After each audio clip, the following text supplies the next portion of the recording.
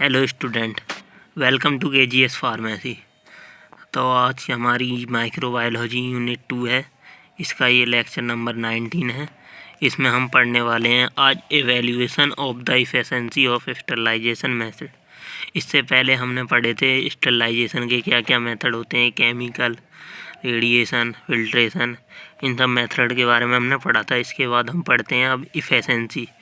अब efficiency word से क्या मतलब पता चल रहा है। इफिशिएंसी मीन्स कि आपको देखना है कि हमारे जो स्टरलाइजेशन प्रोसेस हुई है उसमें बैक्टीरिया किल हुए हैं या नहीं, तो उसकी इफिशिएंसी को चेक करना। तो सबसे पहले आते हैं बायोबर्डन। बायोबर्डन का मतलब जो बैक्टीरिया हमारे स्टरलाइजेशन प्रोसेस में किल नहीं हुए हैं। Bioburden is normally defined as the number of bacteria living on the surface that has not been sterilize. मतलब लिविंग सरफेस पे वो बैक्टीरिया जो स्टरलाइज नहीं हुए उन्हें हम बायोबर्डन कहते हैं। जो टर्म आती है mostly on bioburden testing, also known as microbial limit testing भी कहते हैं इसे, which performed pharmaceutical product and medical product for quality control purpose के लिए हम इसका जो इफिशिएंसी ऑफ स्टरलाइजेशन प्रोसेस है ये इसलिए फॉर्म करते हैं, ठीक है। और time and temperature relationship for steam sterilization to steam.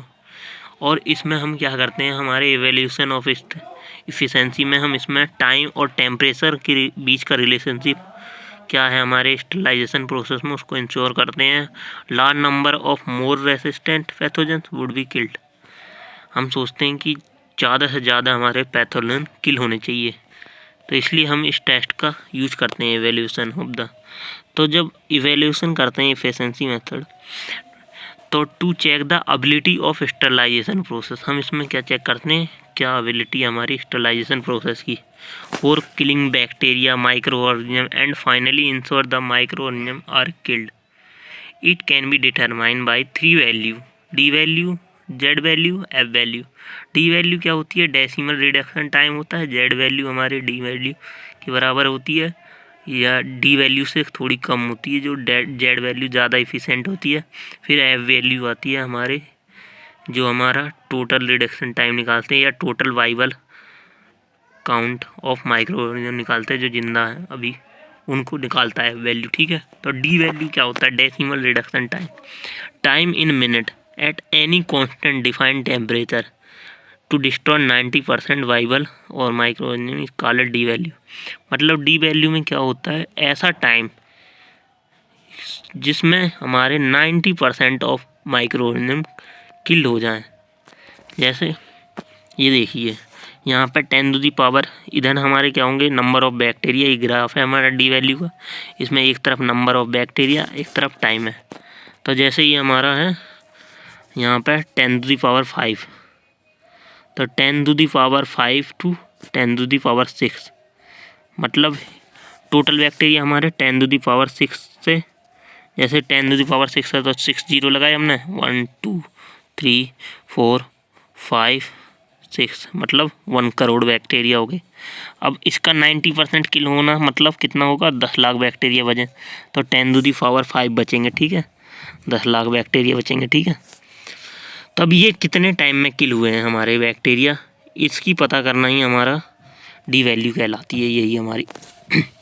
अब जैसे यहाँ से 10⁶ से 10⁵ तक आने में इन्हें लगा 10 to 15 मिनट के बीच में आ गए थे, तो मतलब इसमें लगा हमारा 5 मिनट। तो ये हमारी 5 मिनट क्या हुई, हमारी डी वैल्यू हुई। तो जैसे ही डी वैल्यू कम होगी तो इफिशिएंसी ऑफ स्टरलाइजेशन क्या होगी, हमारी ज़्यादा होगी। अगर मान लो हमारे 1 करोड़ बैक्टीरिया आते और 5 मिनट के अंदर वो 10 लाख पे आ गए, तो इसका मतलब क्या हुआ, हमारा स्टरलाइजेशन प्रोसेस ज़्यादा इफिशिएंसी है। Of sterilization very effective because D value is time required for destroy microorganism, so if less time D value is more bacteria kill then sterilization very efficient. यही बताया कि अगर डी वैल्यू 1 करोड़ से 10 lakh bacteria 5 minute में ला रही है तो D value बहुत अच्छी है हमारी। तो ये अगर ज़्यादा आई तो हमारा इफिशिएंट है जो हमने टेस्ट किया है स्टरलाइजेशन। फिर आती है हमारी जेड वैल्यू। जेड वैल्यू क्या होती है, it is the number of temperature change required to reduce 1 point in D value. ये क्या होता है, टेम्परेचर। अगर हम डी वैल्यू के टेम्परेचर को इंक्रीज कर देते हैं, इसमें क्या करते थे, अगर डी वैल्यू पे हमारा 94 टेम्परेचर था तो जेड वैल्यू हम 98 डिग्री सेल्सियस कर देते हैं, जिससे क्या होता है हमारे बैक्टीरिया हैं जो जल्दी किल हो जाते हैं। जैसे पहले अगर 10 मिनट में हमारे 1 करोड़ बैक्टीरिया किल हो रहे थे, तो ये अब 1 मिनट में किल होने लगेंगे। इससे हमने क्या किया, टेम्परेचर इंक्रीज कर दिया। तो इसका यही मतलब है, it is the number of temperature change in required to reduce 1 point in D value. D value के पॉइंट में हम रिड्यूस कर देंगे। जैसे 10 से हमने 1 ला दिया, पहले 10 मिनट लग रहे थे हमारे डी वैल्यू को, अब 1 मिनट लग रहा है हमारे जो हमने 10 करोड़ बैक्टीरिया थे 98 डिग्री सेल्सियस टेम्परेचर पर। So for Z value is change in temperature. So हमारी जेड वैल्यू क्या हुई, हमारी चेंज इन टेम्परेचर हुआ। 1 increasing temperature more bacteria will kill and D value is decrease, जिससे हमारी डी वैल्यू कम हो जाएगी and Z value is increase, Z value पे इंक्रीज हो जाएगी, जिससे हमें पता चल जाएगा कि जेड वैल्यू रेसिप्रोकल होता है हमारा डी वैल्यू का एंड लेस डी वैल्यू, तो मोर इफिशिएंसी ऑफ स्टरलाइजेशन। इसमें अगर जेड वैल्यू में हमारी डी वैल्यू कम हुई तो स्टरलाइजेशन हमारा ज़्यादा है।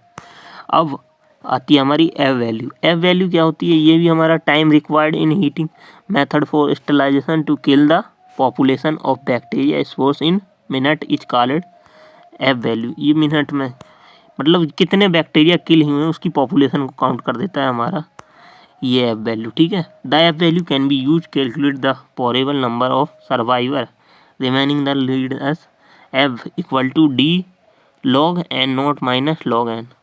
तो लॉग एन नेट का मतलब जो इनिशियल बैक्टीरिया थे पहले जो जिंदा थे, पूरे बैक्टीरिया कितने थे, और फिर लॉग एन मतलब जो किल हो गए हैं, फाइनल पॉपुलेशन जो लास्ट में बची है, कितने बैक्टीरिया बचे हैं। और डी वैल्यू कितनी होती है हमारी 121 डिग्री सेल्सियस पे जो ऑर्गेनिज्म है, डी वैल्यू एट 121 डिग्री, और एन नॉट हमारा इनिशियल पॉपुलेशन नंबर पॉली और एन फाइनल नंबर। इससे हमें अपनी एफ वैल्यू कैलकुलेट कर लेंगे, बस इससे पता चल जाएगा कि हमारा स्टरलाइजेशन मेथड कितना इफिशिएंट है। तो आज का लेक्चर बस इतना ही ख़त्म हुआ। Thank you.